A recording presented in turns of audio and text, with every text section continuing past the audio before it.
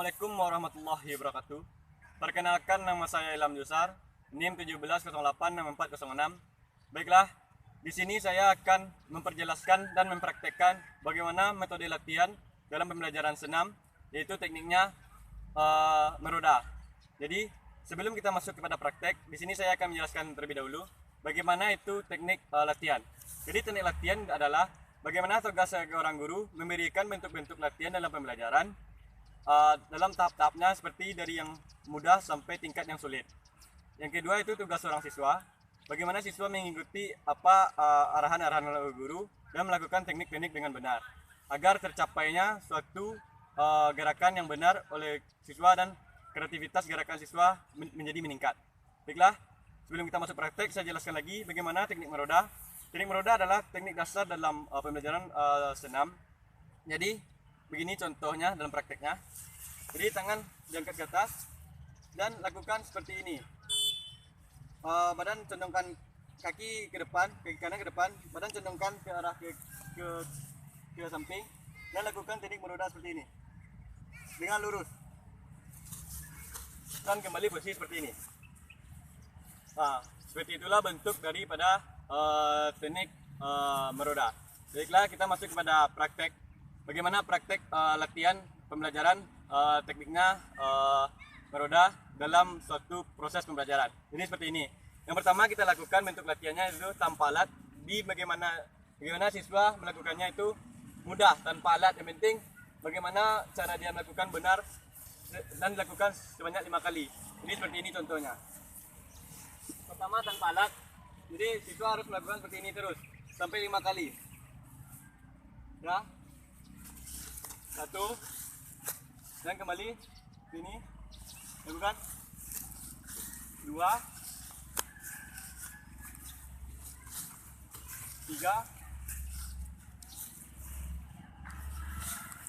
4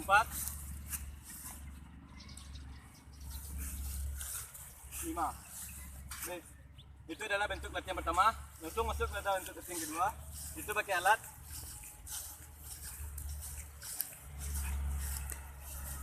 Di sini saya memakai 3 latihan.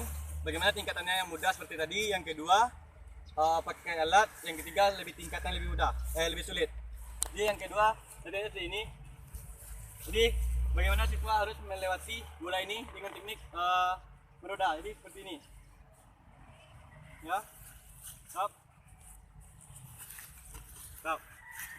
Seperti itu. Lakukan sebanyak 5 kali.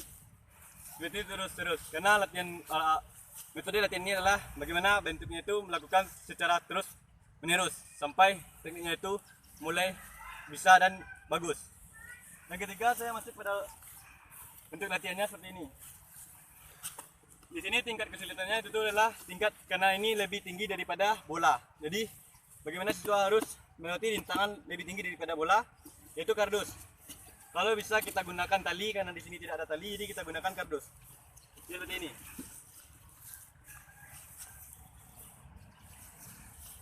Hampir sama seperti latihan meroda tadi. Jadi jadinya seperti ini dan lakukan seperti ini. Sini. Lakukan sebanyak 5 kali. Sebanyak 5 kali. Jadi yang pertama 5 kali terus rolling meroda. Yang kedua pakai bola, yang ketiga pakai kardus. Seperti itulah bentuk metode pembelajaran latihan dalam proses pembelajaran teknik meroda. Sekian dari saya, mohon maaf jika ada kesalahan. Saya akhiri. Assalamualaikum warahmatullahi wabarakatuh. Assalamualaikum warahmatullahi wabarakatuh. Perkenalkan, nama saya Ilham Yusar, NIM 17086406. Baiklah, di sini saya akan mencontohkan, mempraktekkan itu proses pembelajaran terhadap teknik handstand, yaitu proses pembelajarannya yang pertama pembukaan, inti, dan penutup. Baiklah, langsung saja. Yang pertama itu pembukaan. Bagaimana pembukaan itu? Pertama kita berdoa, mengambil absen, dan melakukan sedikit pemanasan dalam bentuk barisan. Jadi pemanasan itu pemanasan statis, itu pemanasan biasa. Yang kedua itu pemanasan permainan, itu dinamis, gerakan. Jadi pemanasan itu seperti meroda. Jadi contohnya seperti ini. Jadi setiap siswa dipasangkan dipasangkan dua orang. Jadi mereka berkompetisi itu balap. Jadi seperti ini, yang satu baris bentuk seperti ini. Jadi permainannya seperti ini. Mulai ke depan sampai garis ini, tahan, berhenti, dan yang ini melakukan meroda seperti ini, gantian, dan ke depan sampai ada batas kun di depan. Jadi seperti itulah bentuk permainan pemanasan yang mengarah kepada handstand. Jadi kekuatan untuk tangan. Jadi fungsi dari permainan meroda tadi itu kekuatan untuk tangan ketika melakukan handstand.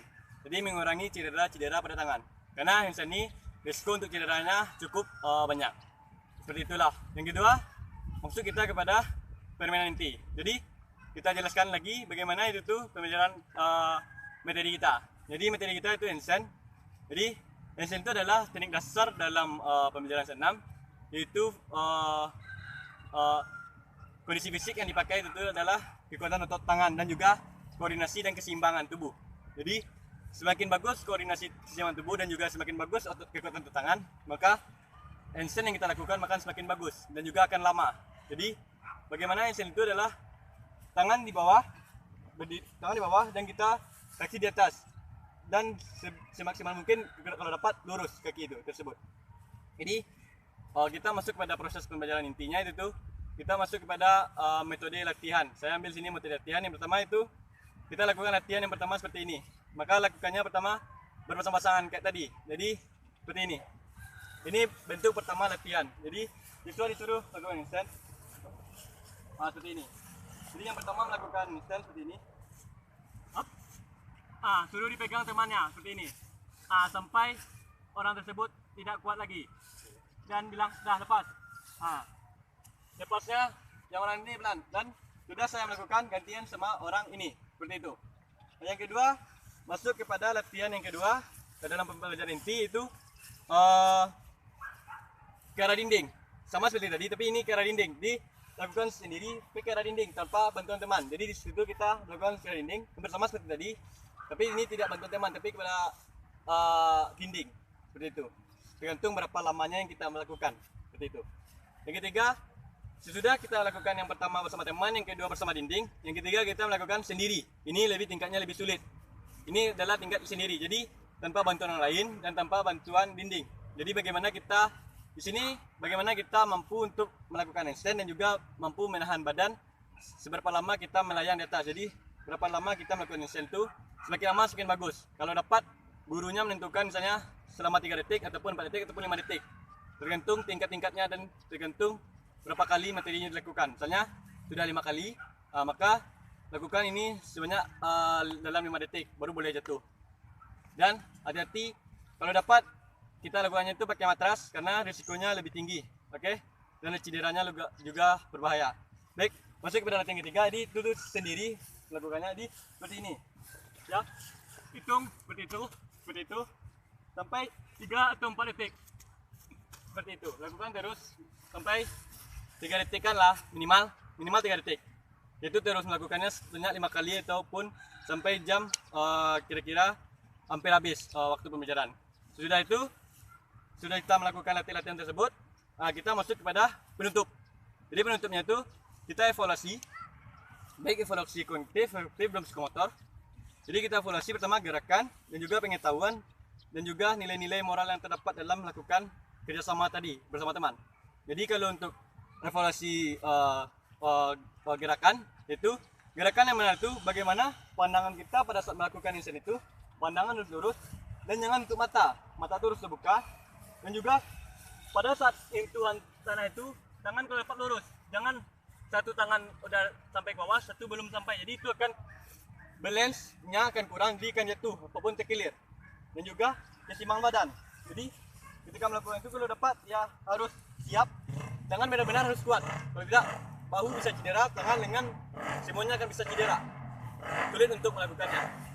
Yang kedua kita dan dicontohkan evaluasinya itu kepada siswa yang benar dan juga yang salah. Jadi siswa yang benar disuruh lakukan inilah bentuk yang benar, yang salah pun dibilang benar, cuman ada sedikit kurangan, jangan bilang salah karena tidak ada, kalau kita salah itu akan membuat hatinya ciut. Yang kedua kita masuk kepada pengetahuan seperti tadi, bagaimana fungsi enzim tersebut, bagaimana fungsi enzim tersebut dan cara mempraktekannya, dan juga apa yang dapat kita ambil dari enzim tersebut, ilmu-ilmu yang terdapat. Itu dari pengetahuan. Yang ketiga itu dari ilmu sosial, bagaimana kita kerjasama semua teman. Itulah kekompakan, karena ada beberapa kesalahan-kesalahan seperti mungkin karena dia berdua bercanda. Kita temannya melakukan praktek, dia udah pegang satu, dia dorongnya sampai temannya jatuh. Itulah evaluasinya, kesalahan-kesalahannya itu bisa dapat dihukuman dari seorang guru. Terakhir, kita sudah evaluasi semuanya, bagaimana gerakan yang benar, bagaimana yang harus dilakukan, dan juga bagaimana pengetahuan, dan juga bagaimana sosial yang benar, bagaimana kita kepada teman. Sudah jelaskan semuanya. Kita masuk kepada pendinginan, cooling down. Baik, cooling down-nya bisa bersama teman seperti ini. Jadi lakukan seperti ini. Kaki satu ganti. Seperti ini. Ambil kiri, pegang kanan, dan sudah itu lakukan sendiri gerakan-gerakan tangan karena tangan sudah bergerak seperti ini. Seperti ini. Dan ambil nafas ke atas dan buang. Fungsi dari pendinginan ini adalah supaya otot-otot yang sudah banyak gerak kembali normal, dan suhu badan kita kembali normal, dan otot-otot kita juga saudara kita kembali rileks, seperti itu, karena sudah dipicu pada saat latihan-latihan tadi. Baiklah, sudah kita lakukan pendinginan, kita tutup, bersyukur, dan juga kita akhiri dengan barisan tutup dan salam. Jadi seperti itulah bentuk-bentuk kegiatan pembelajaran pembukaan, inti, dan penutup. Seperti itulah. Jadi hanya itu yang dapat saya sampaikan bentuk-bentuknya. Jika ada kata-kata yang salah dan juga praktek yang salah, mohon maaf. Di sini saya juga masih belajar. Sekian prakteknya. Saya akhiri. Assalamualaikum warahmatullahi wabarakatuh. Assalamualaikum warahmatullahi wabarakatuh. Perkenalkan, nama saya Ilham Jusar, NIM 170864. Baiklah.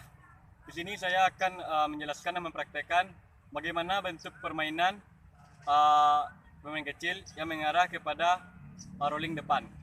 Baiklah, seperti ini contohnya. Yang pertama itu sebelum itu saya jelaskan di sini karena sarana dan prasarana kurang, jadi saya mengganti kun dengan botol aqua, dan alat yang dipakai itu adalah sebuah bola. Jadi sebenarnya bola ini ada dua karena kita akan bentuk dua barisan. Jadi sesuai bentuk dua kelompok A dan kelompok B, dan setiap kelompok membentuk barisan. Jadi seperti ini.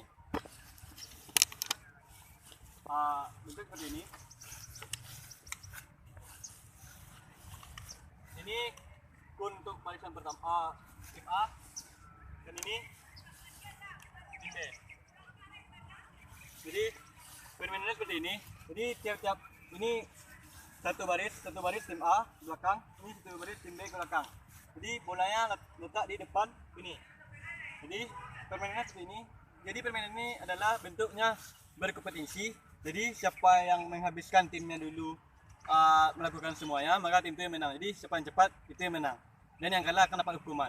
Jadi permainan itu akan mengarah kepada rolling depan. Karena proses rolling tersebut. Jadi permainannya seperti ini. Jadi orang yang di depan ketika peluit bunyi oleh guru, peluit, jadi langsung dia lari ke depan seperti ini, tap. Lalu dia busi jongkok, dan dia mengambil bola di belakang dengan kaki seperti ini. Dia depan, tap, dan lebih depan dia lari ke depan lagi. Seperti ini. Dia ambil bola. Ke depan. Sampai di kun, sampai batas kun, ambil bola, lari ke sini, dan taruh bola di sini. Dan dilakukan kepada orang barisan kedua, dan langsung dilanjutkan dengan orang barisan kedua, seperti itu terus sampai orang di barisan terakhir melakukan dan kembali ke sini meletakkan bola di sini, maka tim menang. Jadi antara dua tim A dan tim B, siapa yang cepat itu yang menang. Dengan teknik lakukan yang menang, seperti itu. Dan evaluasi untuk permainannya, yang pertama itu tuh kesalahan-kesalahan yang terjadi. Yang pertama, karena ini adalah kompetisi, mungkin siswa ini karena terburu-buru, maka yang dilakukan itulah hanya satu kali rolling. Seharusnya kan dua kali. Dengan jarak seperti ini, dia dapat melakukan rollingnya dua kali. Bukan rolling sih, tapi permainan rolling itu dua kali. Tapi dia karena berburu, Dia lakukan 1 kali dan dia kasih bola ke bola temannya dengan cara melempar, bukan berlari, mengambil dan taruh seperti itu. Yang kedua, tekniknya yang salah. Bagaimana posisi itu harusnya benar, melakukannya seperti tengkulap itu harus benar, posisi itu harus lurus, bola itu taruh jongkok seperti itu.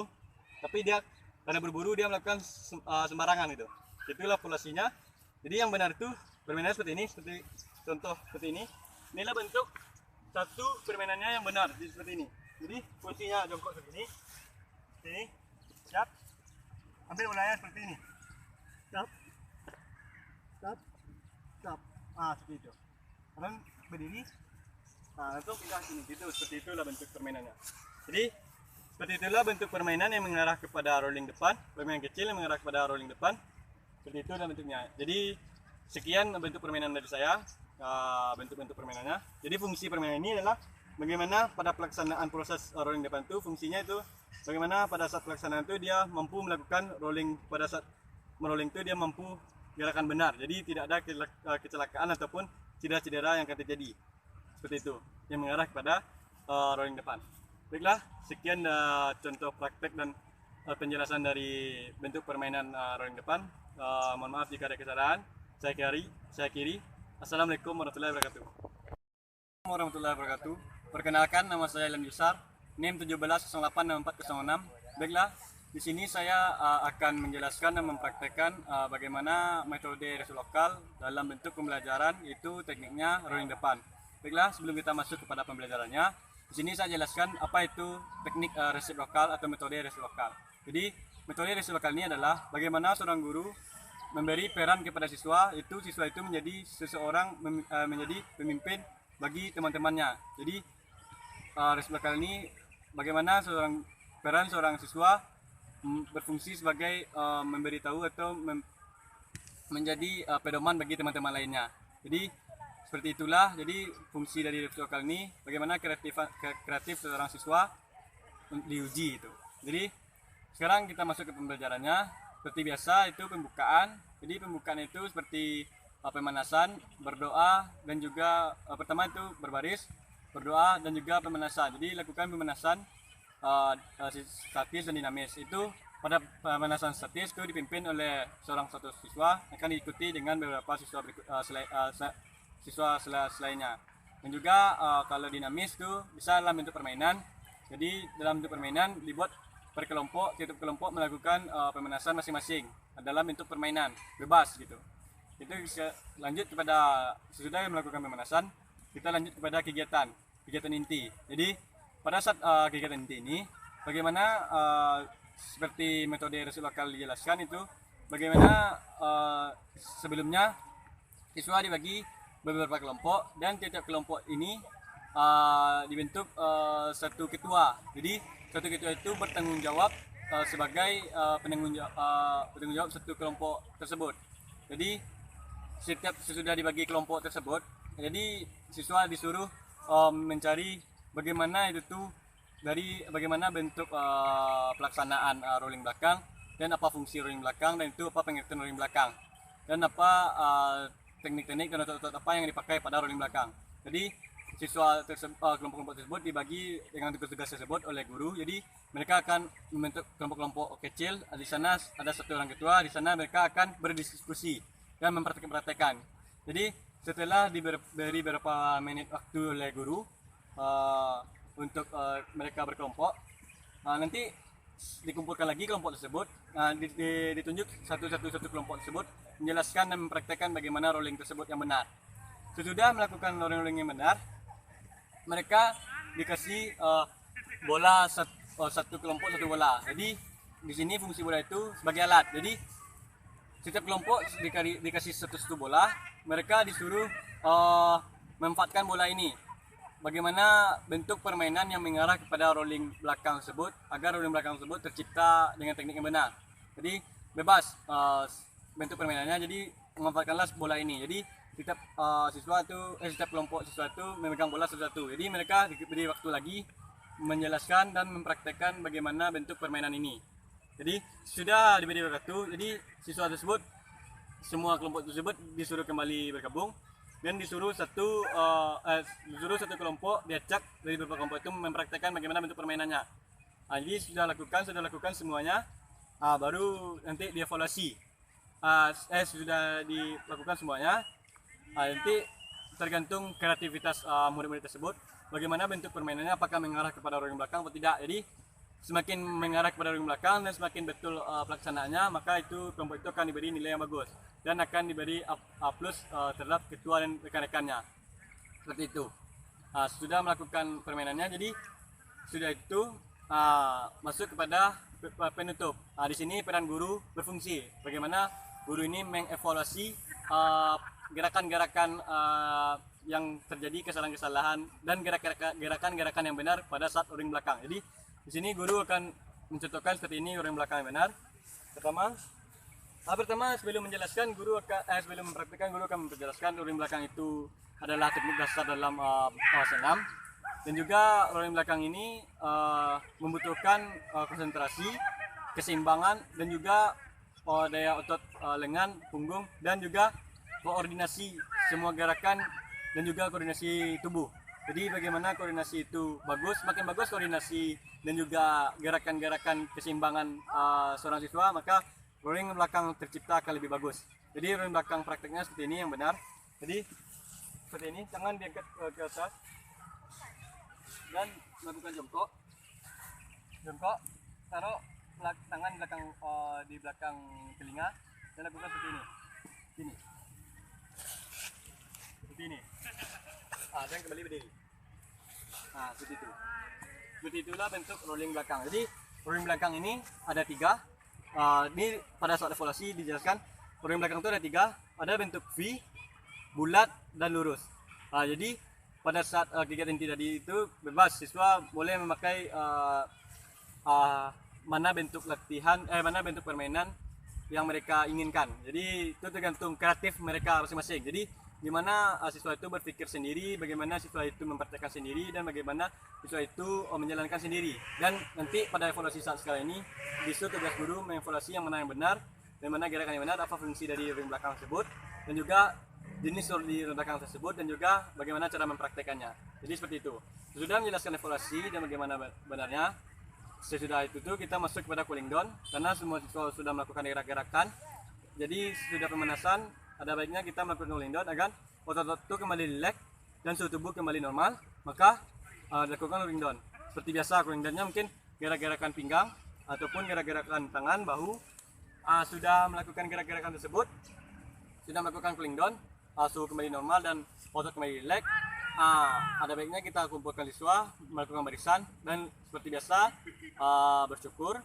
Sesudah bersyukur kembali berbaris dan membubarkan siswa. Seperti itu. Dan seperti itulah bentuknya. Dan saya akhiri, seperti itulah bentuk video-video yang saya buat. Bentuk itulah seperti pembelajaran resep lokal terhadap pembelajaran rolling belakang. Saya akhiri, jika ada kesalahan mohon maaf, dan saya akhiri. Assalamualaikum warahmatullahi wabarakatuh. Assalamualaikum warahmatullahi wabarakatuh.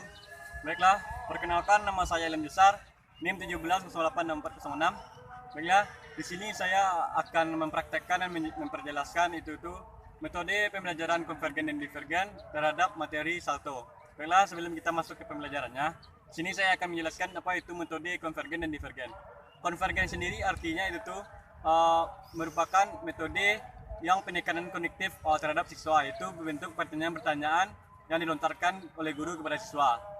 Dan kalau divergen adalah pemecahan masalah terhadap siswa terhadap pertanyaan-pertanyaan yang dilontarkan oleh guru. Jadi konvergen dan divergen adalah satu kesatuan dalam metode pembelajaran. Bagaimana memberikan soal-soal yang diberikan oleh guru tentang materi dan akan dipecahkan masalahnya oleh siswa. Di sini siswa diminta aktif pada kognitifnya. Jadi dapat berpikir terhadap pertanyaan-pertanyaan oleh guru.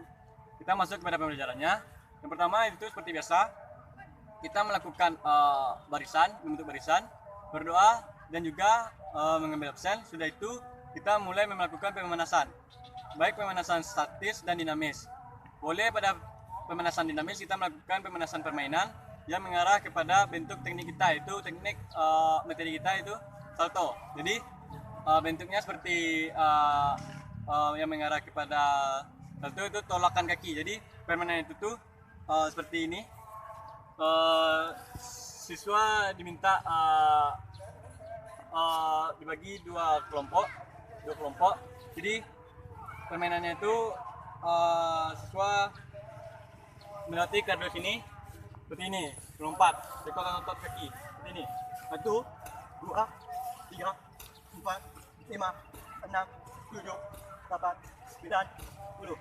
Nah, lepas 10 kali, sudah 10, balik ke belakang dan dilanjutkan orang depannya. Seperti itu permainannya sampai habis. Dan juga seperti itu. Seterusnya sampai semua permainannya habis. Dan sudah itu, sudah pemanasan permainan, kita masuk kepada inti. Di sini siswa dibuat satu kelompok kecil. Jadi kelompok kecil itu di sini kita sebagai guru memberi pertanyaan-pertanyaan tentang materi-materi salto. Misalnya pertanyaannya pertama, apa itu pengertian salto? Apa hubungan salto dengan senam? Bagaimana cara teknik melakukan senam? Apa kondisi fisik dalam senam yang dipakai? Dan contoh gerakan salto yang benar. Jadi ada 5 pertanyaan. Jadi setiap 5 pertanyaan itu satu kelompok melakukan.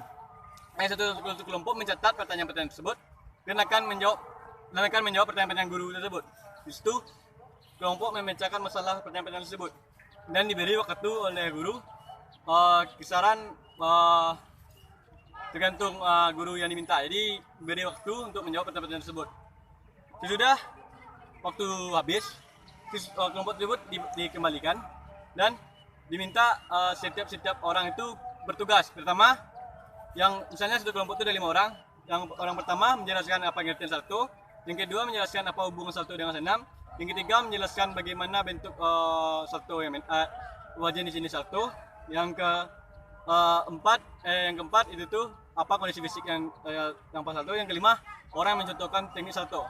Jadi mencontohkan bukan harus seperti salto benar, yang penting arahnya benar, karena di sini teknik salto ini karena teknik yang sangat berbahaya dan sangat cukup sulit.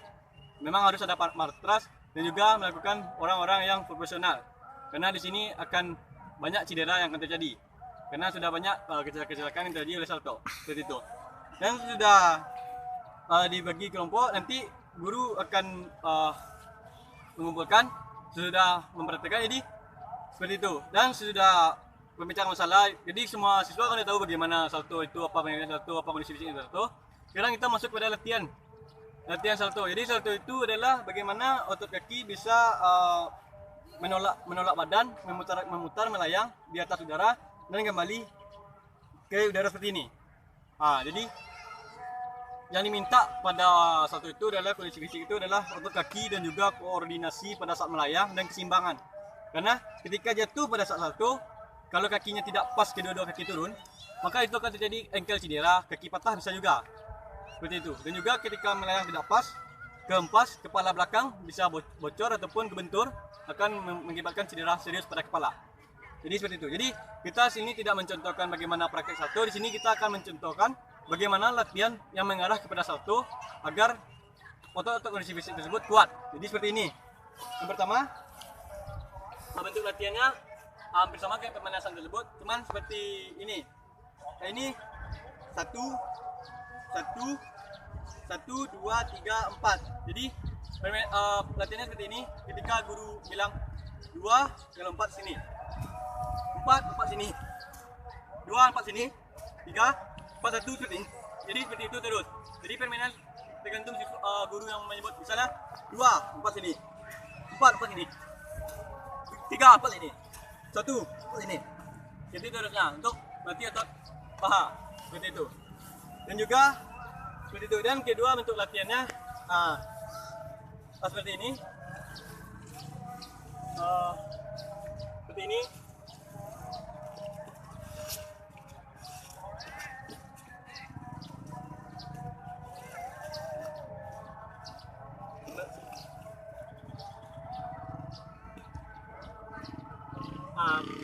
Bentar. Seperti ini. Jadi ini lebih tinggi, tapi hampir sama seperti tadi. Jadi untuk latihannya seperti ini. ini yang saya berdiri di sini 1, 2, 3, 4. Jadi ketika guru menyebutkan 3, jadi 3 ini. 1 ini. 2 ini. 4 ini. 3 ini. 1. Seperti itu terus. Untuk kekuatan otot. Jadi baik, lanjut kita ke latihan yang ketiga, yaitu tuh di sini saya pakai 3 latihan. Yang ketiga ini kita harus memerlukan banyak kardus, sebenarnya ada 5 kardus. Cuman di sini karena ada 1 kardus dan di sini kita tambah 1 bola. Jadi sebenarnya ini banyak kardus, cuman ada 5 kardus dan di sini taruh 1. Jadi 1 kardus sampai ke 5 kardus. Jadi cara praktekkan latihan ketiga seperti ini. Jadi seperti ini. Ini buat contohnya seperti ini. Stop. Begitu. Sampai di sini kembali.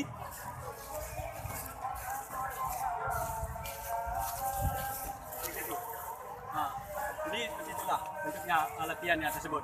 Jadi seperti itulah yang dilakukan latihannya. Sudah kita melakukan 3 latihan tersebut, nah kita masuk kepada penutup evaluasi. Jadi evaluasinya itu tuh kita mengevaluasi bagaimana pertanyaan-pertanyaan kita tadi. Kita jawab sendiri pada saat evaluasi.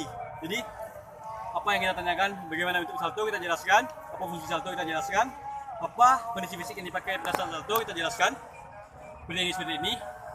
Dan juga kita jelaskan mengapa kita tidak melakukan praktek salto, karena salto itu sangat berbahaya. Jadi kita akan mempraktekkan apa kondisi fisik yang dipakai dan apa supaya kondisi fisik itu kuat untuk bisa melakukan salto. Jadi seperti itulah bentuknya. Jadi kita jelaskan bagaimana yang benar, seperti itu. Dan juga sudah kita evaluasi bagaimana pengetahuannya dan bagaimana gerakan yang benar. Kita masuk kepada pendinginan atau cooling down. Jadi kita pendinginan cooling down itu gerakan kaki seperti ini. Kenapa kita langsung menggunakan kaki? Karena gerakan kita gerakan kaki semuanya seperti ini. Nah, jadi belum menggunakan kaki seperti ini untuk menyelesaikan otot yang sudah kita lakukan latihan tadi kembali normal dan tubuh kembali normal seperti itu. Nah, itu gerakan tangan semuanya dan buang. Seperti itu. Nah, sudah kita lakukan cooling down. Kita kembali kepada bentuk barisan. Sudah kita kumpulkan barisan. Kita bersyukur karena diberi rahmat dan kesehatan pada saat melakukan perjalanan dan tidak ada cedera. Dan kita tutup, saya tutup. Sesudah saya tutup, dan bisa boleh dibubarkan lagi. Baiklah, seperti itulah bentuk metode pembelajaran divergen dan divergen yang menurut saya ketahui.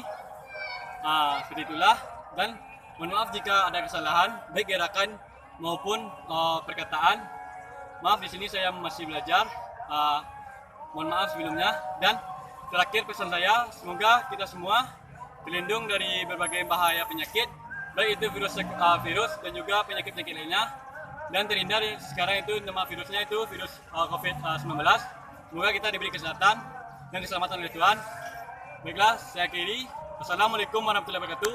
Salam olahraga.